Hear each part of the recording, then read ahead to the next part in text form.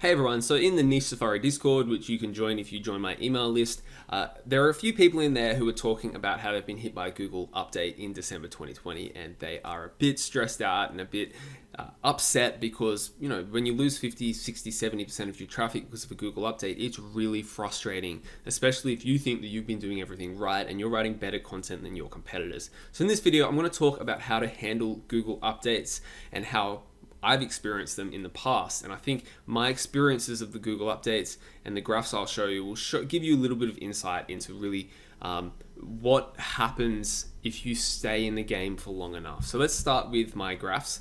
Here's a couple of experiences with the Google updates. Here's one. This was the pre-Prime Day, 3 days before Prime Day. It wasn't a broad core update. It really only affected a few people, but I was one of the people affected. There was a Google update 3 days before Prime Day 2020, and I lost a ton of impressions and traffic. It was about a 50% drop in impressions and traffic. It's worse than that because the pages that were ranking really well and that were selling $500 products were the ones that dropped. So I lost about 70 or 80% of my revenue from this site. So I lost revenue through Prime Day, through Black Friday, and then all of a sudden, December the 3rd, 2020 comes around, there's a broad core update, and bang, I'm back up, and you can almost see that there's a direct line as if the growth never stopped. And I was just recovered. Google helped me recover from their previous update with a new update that gave me my traffic back. And lots of people experience this. A lot of people see that one update, they get a dip, and the very next update, they recover again. It's not guaranteed, but it does happen a lot.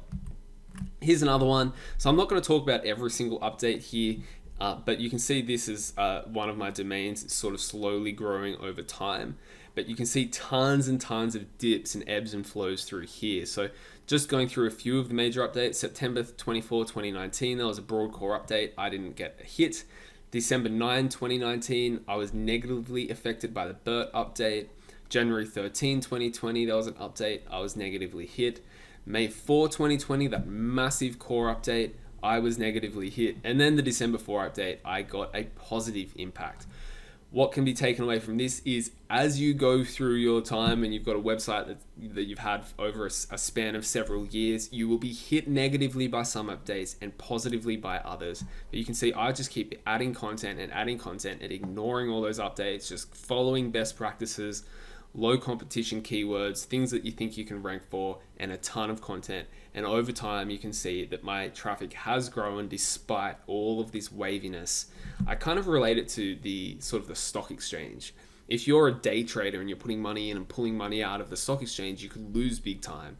But if you just put money in the stock exchange and you just keep putting, $100 a month in or something, over time you will win. You'll ride out the waves, and over time you will grow. It's kind of the same with websites. Okay, here's the next one. His website is just coming out of the sandbox. It's about to hit about 1,500 visitors per month, and then bang, December 2020 update hits, and I lose about 60% of my traffic for that one as well. Fortunately, it's quite a young site, and I expect this one to have a bright future regardless. So what we know about Google updates. There are many small tweaks throughout the year. So for example, that pre-Prime Day update, 3 days before Prime Day, it only affected a few people. There was chatter about it on the Reddit forums and things, but it wasn't very broad. This happens throughout the year. A few times a year, there is a broad core update. So in 2020, there were 3, for example. I think it was January, May, and December. Their target of the update, this is what everyone talks about when the Google update happens. What is it that Google punished me for? What was I penalized for on my website that other people got recovered and I didn't? Well, it used to be easy. So for example, for the medic update, we could tell that it was this one specific thing that Google was punishing people for.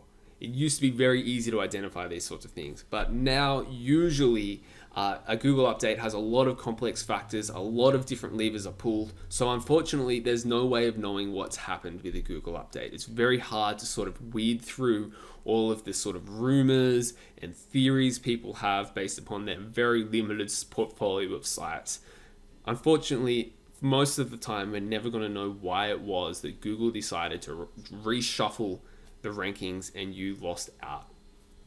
If you want to listen to other people's theories, go for it. But I think it's just a complete waste of time and just causes more stress than you need. Just keep writing them out, in my opinion. So one thing we also know, and everyone complains about this on all the forums every time there's an update as well. Oh, I don't link build. I follow all of Google's policies. I do everything right. Why am I being punished by Google? The fact of the matter is, white hat sites get hit by this as well. Different levers are pulled. Sometimes they have nothing to do with link building. Whether or not they alter how much weighting they give to backlinks, maybe it's part of Google updates, but it's not all of Google updates. Different factors like on-page factors, etc., all come into this mix when they push out a broad update. So even if you have a white hat site, I'm sorry, there's a good chance you're going to get hit.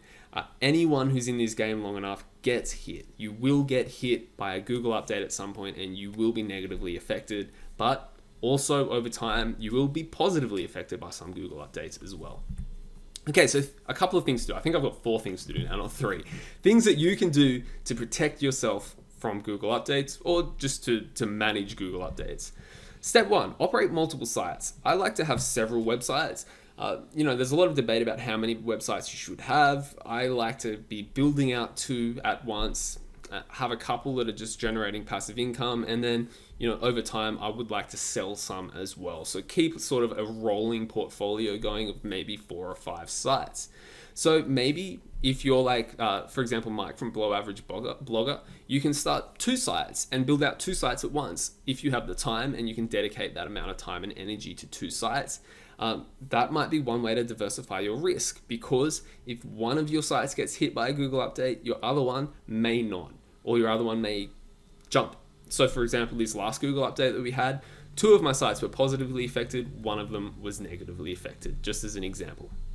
Next tip is just keep soldiering on, absorb the risk, and keep adding content. So I mentioned this before. If you play the long game, you will absorb the hits, and over time, you will recover, hopefully.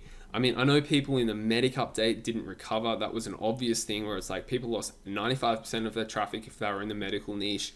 And Google essentially said to them, we're only going to rank Healthline and WebMD. Those people, it was right of them to walk away. But if it's just a regular core update and you weren't like aggressively targeted by Google because you had a medical website or something, then just soldier on. And over time, the more content you build right, the more chances you are of ranking on Google, and you will grow over time. So just keep adding content.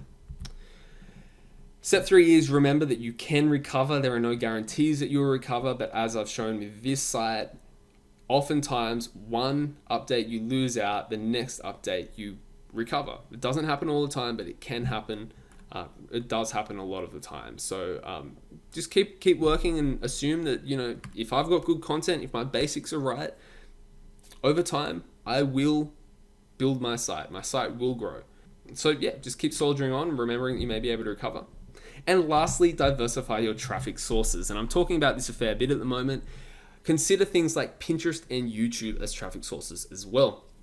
So recently I watched one of Sean Mars's videos where he was talking about how Google is putting a lot of ads above the fold nowadays for buyer intent keywords. They've got their own sort of native ads at the top, and they've got a lot of their YouTube videos because they want to send people over to YouTube because Google owns YouTube, so they want that income as well. So Google's trying to keep people on Google and Google platforms as much as possible.